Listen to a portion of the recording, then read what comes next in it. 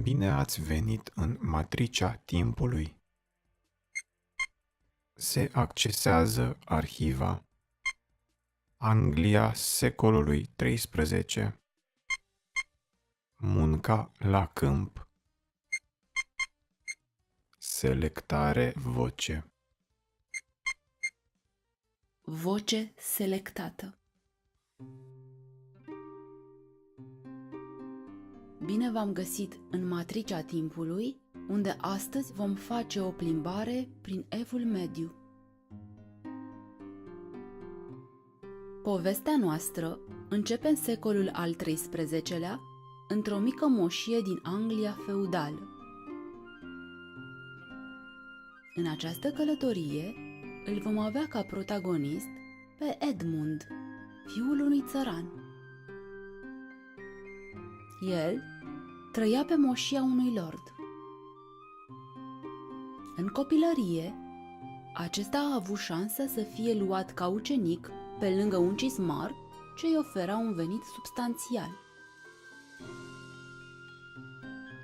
Venirea toamnei era așteptată cu nerăbdare de Edmund, deoarece asta înseamnă că va putea să participe la strângerea recoltei. Munca la câmp era plătită de aproape 3 ori mai mult decât venitul său actual. Însă, efortul o să fie mare, iar orele o să se scurgă foarte greu. Pe lângă banii pe care îi va câștiga, acesta o să primească și o rație zilnică de alimente. Un lucru de care își aduce aminte cu drag este momentul când era servită mâncarea. Alimentele pe care le va mânca sunt mult mai bune decât cele cu care era obișnuit. În plus, cu ajutorul lor va reuși să rămână sănătos și activ în timpul iernii. El pleacă de acasă și ajunge la moșie a doua zi. Din păcate, Edmund nici nu își trage bine răsuflarea, căci este trimis direct la câmp să muncească. Chiar dacă ajunge la prânz, iar toți ceilalți muncesc deja încă dinainte de răsăritul soarelui, acesta reușește foarte ușor să prindă ritmul lucrurilor. Ajungând târziu, ratează masa de dimineață, intitulată Prandium, care întotdeauna este adusă de servitori. Mâncarea le este servită în farfurii și castroane din lemn, împreună cu linguri tot din lemn. Toată vesela utilizată în servirea mesei este cumpărată specific pentru acest scop. Dieta muncitorilor pentru perioada de toamnă era formată în cea mai mare parte din pâine și lactate, precum laptele și brânza. Acest lucru îi amintește lui Edmund de copilărie, atunci când părinții lui au moștenit o vacă de la bunicul său. Vaca urma să fie salvarea familiei de la înfometare, devenind astfel cea mai prețioasă resursă de hrană. Brânza era preparată vara și toamna pentru a putea fi consumată pe timpul iernii, aceasta fiind o sursă mare de calorii necesare supraviețuirii. Untul era de asemenea servit în cadrul acestor mese, fiind preferatul lui Edmund încă din copilărie. Proteinele rezultate din consumul de lactate și pâine ajungeau să însumeze până la 3 sferturi din caloriile consumate de cei care munceau la câmp. Berea era servită între 2 și 3 halbe în fiecare zi împreună cu cidrul. Desigur, infima cantitate de bere consumată nu îi putea stinge setea, așa că era nevoit să bea apă și lapte pentru a preveni deshidratarea. Pâinea era făcută din orz, dar Edmund gustase și pâine din grâu. O prefera pe cea din urmă, datorită gustului mai bun și a faptului că era mai ușor de digerat. Pâinea din grâu va ajunge în timp să înlocuiască pâinea din orz, fiind preferata tuturor. Unul dintre lucrurile pe care el nu și le putea permite cu banii câștigați ca cismar era carnea, așa că prezența acesteia printre alimentele servite pe timpul recoltei este foarte importantă pentru el. Șunca era servită cel mai des la mese. Desigur, este prezentă și carnea de vită, iar cu trecerea timpului va apărea și carnea de oaie. În marea majoritate a cazurilor, carnea provenea de la animalele bătrâne, de la cele infertile sau de la cele care nu puteau fi de ajutor în ogradă. Animalele tinere erau rezervate pentru lord și suita acestuia. Gâștele, fiind considerate delicatese, nu erau folosite pentru mesele țăranilor, ci erau rezervate pentru masa lordului sau erau folosite în sărbătorile sezoniere, numite rigus.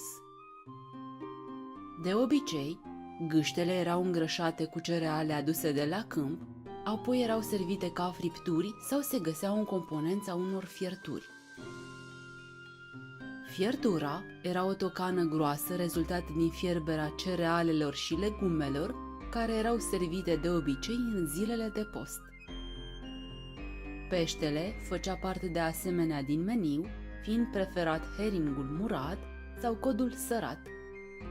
Edmund își amintește din copilărie de cantitatea de pește consumată, ce era mult mai mare decât în prezent, aliment ce a fost înlocuit treptat cu carnea proaspătă.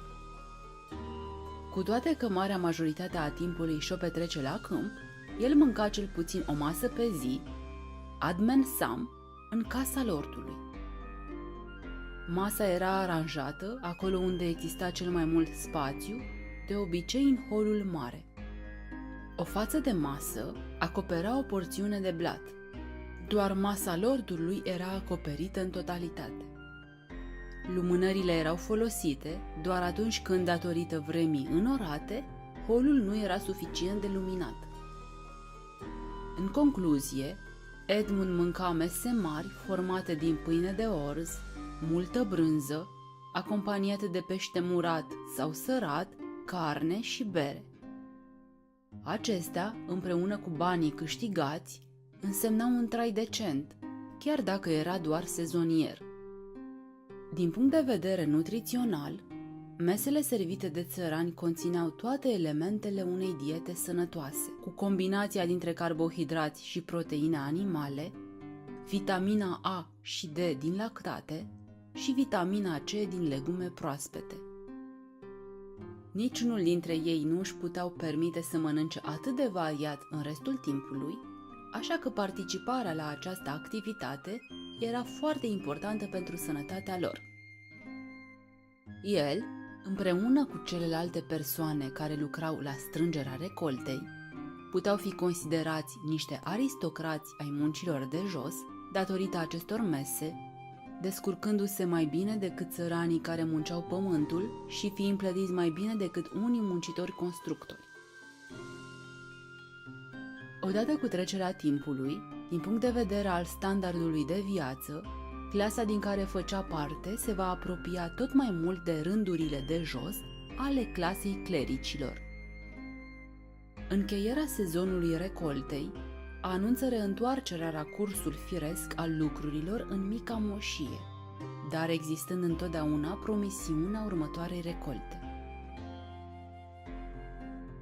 Edmund se reîntoarce la slujba de cismar și, foarte important, va putea începe reparațiile la casa părintească cu banii câștigați chiar înainte de venirea iernii.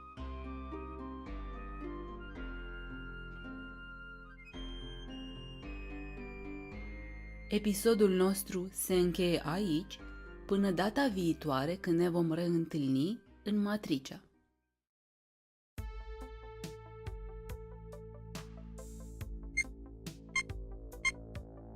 Toate cele spuse sunt o interpretare a unor relatări istorice. Tot ce vă dorește Matricea este să aveți dorința de a fi curioși. Nimic nu trebuie luat ca atare, de aceea vă încurajăm să cercetați singuri aceste subiecte.